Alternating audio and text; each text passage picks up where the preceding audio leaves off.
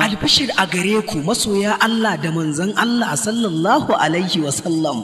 Yau ma ijiya agogon naku ne dai Al-Aminu Hashim ɗauke da ƙasida mai taken zikiri.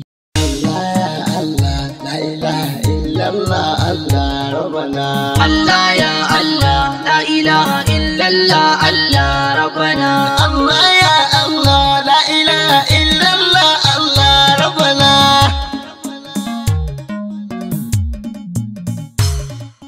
Allah ya Allah la ilaha illallah Allah rabbana. Inda yake ƙara zaburar da mu tare da ƙara mana karsashi da ƙwarin gwiwa a cikin ambatan Allah. Ni mai kowa shi nake kira mana bashi Rabbana. dan mai bautarsa dukkanin mu yi mu inji shi Rabbana.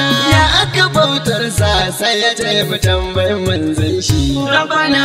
dan shi ya san shi ya bai masa ko dukan shi Tare da hujjoji daga ƙadimi da kuma zantuttuka daga fasihul lisan sallallahu alaihi wasallam. Ku ta kira na sai in kira ku in ji fadar Allah Rabbana.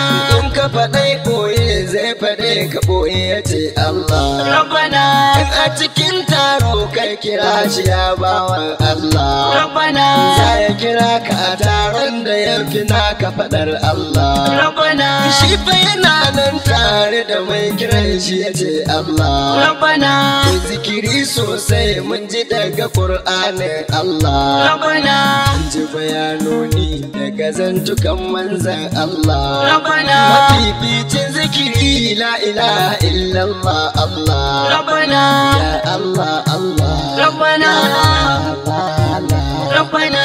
ya Allah Allah la ilaha illallah Allah Rabbana Allah ya Allah la ilaha illallah Allah rabbana. Mun gode da ƙara mana himma da azama a cikin ambatan Allah. Saurari kalli ƙasida mai taken zikiri daga Al-Aminu Bahashim a channel ɗinmu na YouTube wato Al-Aminu Bahashim Zanguna. Za a saki wannan ƙasida ne a ranar Litinin 30 ga watan 11 na shekarar 2020 da misalin karfe 8:30 na daren Litinin ɗin insha Allah. Kar ku manta ku danna subscribe a channel ɗinmu na Al-Aminu Bahashim Zanguna sannan ku danna alamar ƙaraurawa da zaran mun ɗora sababbin ƙasidu da kuma zafafan majalisai za su iso maku insha Allah. Mu yi zikiri, mu saurari zikiri.